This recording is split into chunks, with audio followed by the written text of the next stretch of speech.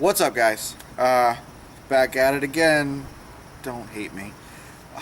We got a 2013 Escape here. This is the one we did the coolant change video in, and there's eventually a brake video coming. Today needs an oil change. I think this has the 2.4 liter 6-cylinder in it. So we're just going to take you through that. It should be pretty quick. It's not difficult to get to the oil filter or the drain plug.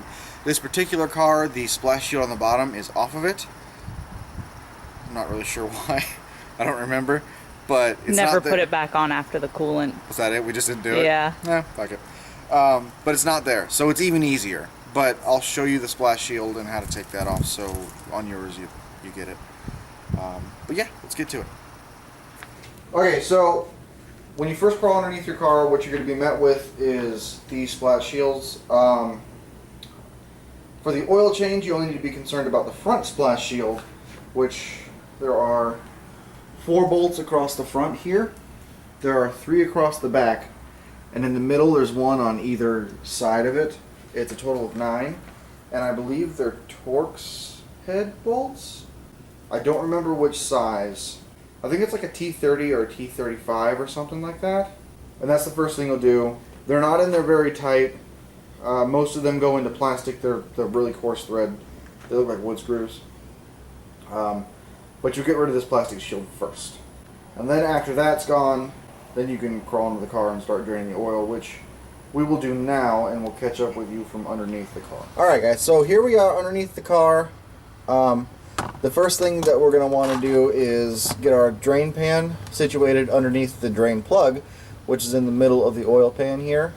So we got that situated. The bolt for the oil pan, at least the stock one, I don't know if yours is going to have something different, some sort of aftermarket option, but the one that came with the car is a 13mm socket, which we have on the end of our ratchet, and we're going to pop that loose and then get the oil draining,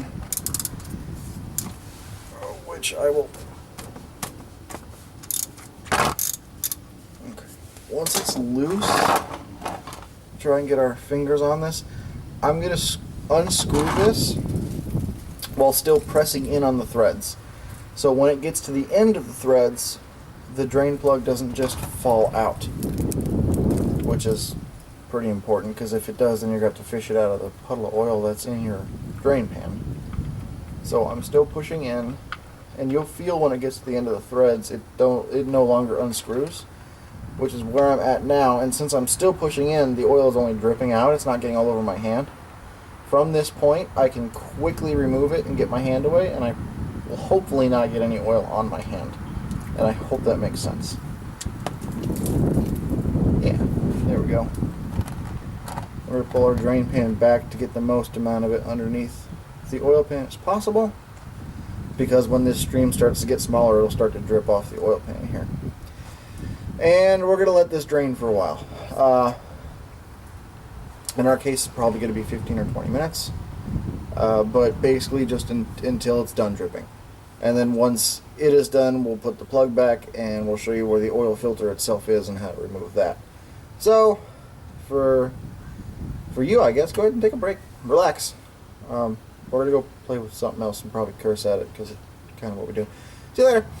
So, we've let this drain for a while. We're down to just drips. I know that I said let it go until it stops dripping. Just do as I say, not as I do, okay? But we're just going to get our oil drain plug, put it back in here, and then we're going to snug it up. Before we snug it up, I'm going to wipe off that drip with a paper towel so I don't get grease all over my ratchet. And then after this is tight, we're going to go for the oil filter itself, which hopefully will come off easily. Depends on who tightened it last time. No, I think I did it last time. Oh, well. I'll remember that if it's really freaking tight. Alright. That was the best way to get to this one. Okay, so this is a top-down view of the oil filter. I can't really see it from the bottom. Ben is pointing and caressing it at the moment. So he's going to unscrew it and let the oil drain from that. and then we'll put the new one in.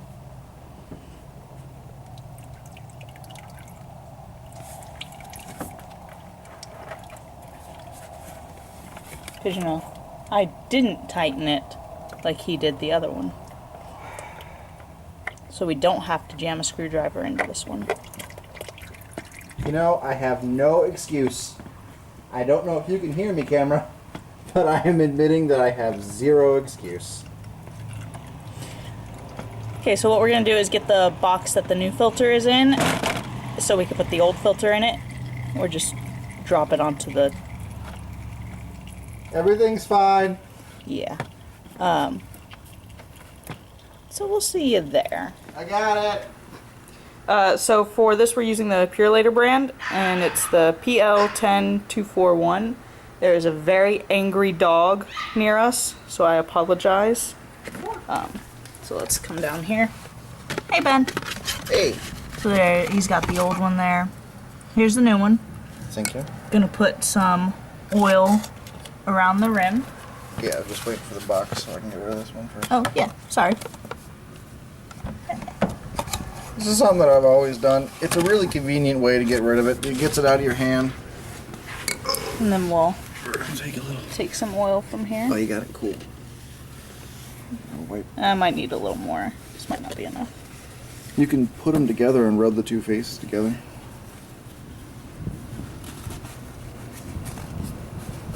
Let me see the...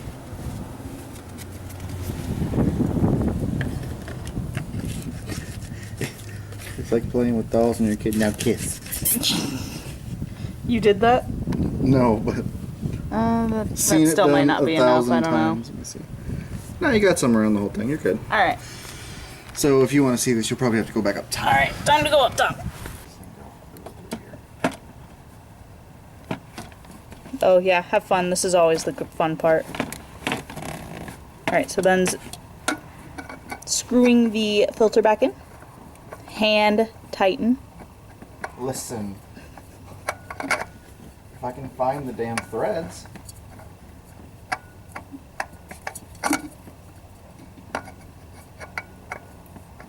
Been a while. Got it. Oh yeah. So yeah, hand tighten. I'll keep that in mind.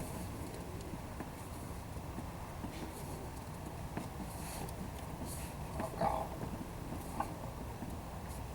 I can't even get my freaking hand to turn. There we go. Okay. There we go. Alright, so we got our drain plug back in. We got our new filter in. The next thing to do is fill it up with some new oil. Alright, so you guys saw the filter coming off and going back on. The only extra thing that I did after it was on was take some brake clean and spray off the bottom where I had spilt some oil as the filter was coming off. But once that's done, come up here, took the oil cap off. We have a funnel in here. She has this long skinny funnel, works really well to get in here. The shorter ones will fit, but you still then have this lip that's in the way of trying to pour. So the longer one gets it up. Just trust me. Anyway, all we got to do now is add our oil. On this particular car, it's got a sticker on the top. It says 4.3 quarts of oil. So what I'm going to do is put in 4 and then check the level and then add small amounts at a time until it's where I want it to be, because 0.3 quarts, I don't even know how to measure that without a measuring cup and getting ridiculous. So that's what we'll do. Also on the cap, it says what oil you need. This is 5W20. We live in Florida, which is a hotter climate, so we go up to 5W30 whenever we... Right, which is something that we're not just making up, that's actually recommended. Like, legitimately. Also, when taking the tinfoil off of these, don't be like me. Use a knife like a responsible person. Yeah, why not? So, we'll add our oil. I believe this is a 5-quart jug. Yes. When pouring, I hold, excuse me, I hold the mouth of the jug in the upper position instead of on the bottom, and it helps relieve, like, if I don't know how to describe it. If I pour it like this, you'll get that glug glug action, Of course, it's not going to do it now because I've already poured too much oil out. But if you move it up to the top, you let air into the top of the container and it doesn't chug as you're pouring it. Looking to go crazy here. It feels like it's starting to get pretty light, so we'll check it on these jugs. Oh, I still got a little bit more to go. On these jugs, they have a level indicator on the side. It starts up here at 5 quarts. As you go down by the quart, you know, it'll go down to 4, 3, 2, and 1. So in total, I've put almost 4 quarts in here. Once I get to this line, I will have 1 quart left in the bottom of this, so I need to put a little bit more to get to my 4 quart mark that I was talking about, and then we'll start checking the oil level.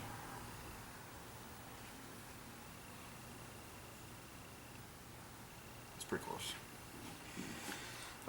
So I know it's going to need more. The sticker says so. But as soon as I can find the paper towel I just had, I will check this just to triple check, just to be 100% sure. Overfilling an engine with oil by a little bit, truthfully isn't gonna ruin anything. I would say you never really want to be over by more than half or 3/4 of a quart. Underfilling is obviously a problem. Swiped off. Before I dip it in the oil, we have the lighting.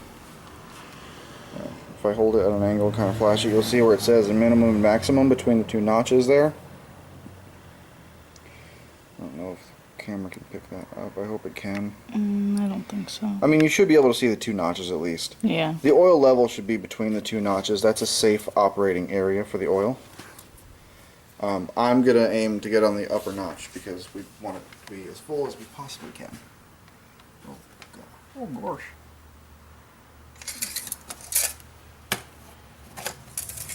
Press the dipstick all the way back down in there and pull it out. Take a look. We are, actually, if you look at this in the right light, we're right on the upper notch. Truthfully, I don't think I'm going to add any more. Now, there is a little bit of error calculated into that. Remember, we've also changed the filter. When we start the car and the oil pump, you know, presses or pushes oil into that filter and it gets filled up, our oil level will generally drop some. That's probably what that extra 1/3 of a quart is supposed to be for. So even though we're at the top line, I am going to go ahead and add an extra splash. First of all, it's what the sticker says. Second of all, I can understand that filling the filter is going to use some oil, if that makes sense. And again, I have no real way without a measuring cup of measuring 3/10 of a quart. So I'm just going to add a little bit. I know that's going to take us over the full mark. And what we'll have to do now is start the car and then shut it back off, let it sit for a minute, and then recheck the oil. Because it'll fill that filter up for us and make up for the difference. And then we'll know exactly where the oil level is at. So we'll put our cap back on and get all our stuff out of the way, and we'll start the car. Okay, so we have everything back together. We have all of our stuff out of the way and safe. We're going to start the car now to fill the oil filter and also check for leaks. So we can then recheck our oil level and get an accurate measurement of exactly how much is in there.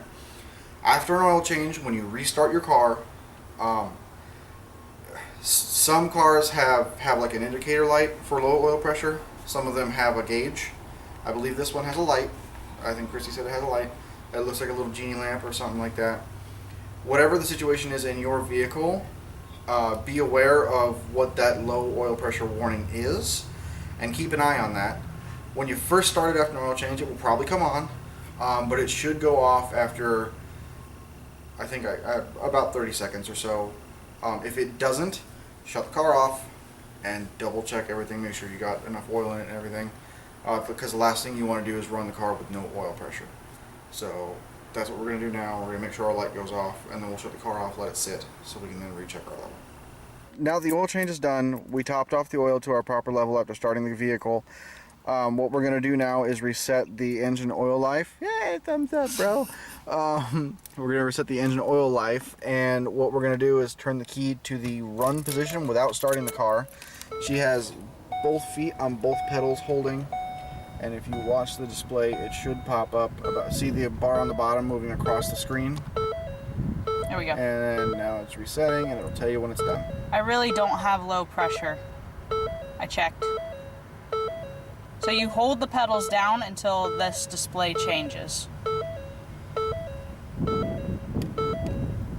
Reset complete. And then you take it Now you off. let go of the pedals, you turn the ignition off, and then the next time you start the car, it shouldn't yell at you about an oil change. Yes, I know. Yes, I know. Yes, I know. All right. And that's it. Yeah. That is how you change the oil on a 13 Escape with a 2.4 liter EcoBoost. Any questions, leave comments. Like, subscribe, share it. You know, all the stuff. We'll catch you guys later.